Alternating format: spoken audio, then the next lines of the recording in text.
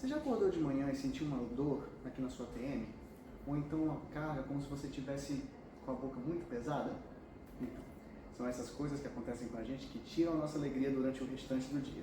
Eu quero falar com vocês hoje sobre um tema que afeta muitas pessoas, o bruxismo. O bruxismo é uma disfunção muscular que afeta os pacientes principalmente nos músculos da mastigação e as estruturas anatômicas próximas, principalmente a ATM, as nossas articulações. O bruxismo vem principalmente nas áreas onde nós não conseguimos controlar nas nossas musculaturas, principalmente à noite, onde a nossa musculatura involuntária fica mais ativa e nós não temos controle sobre ela. A disfunção muscular faz com que um músculo compense a atividade de outro. Por exemplo, você tem pacientes que têm uma descompensação do músculo do ombro, por exemplo, e que faz com que o músculo da TM trabalhe mais por conta dele.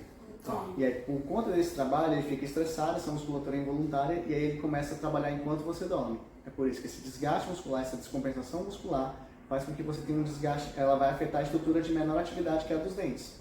Que quando você dorme, mantém contato direto, é por isso que você range.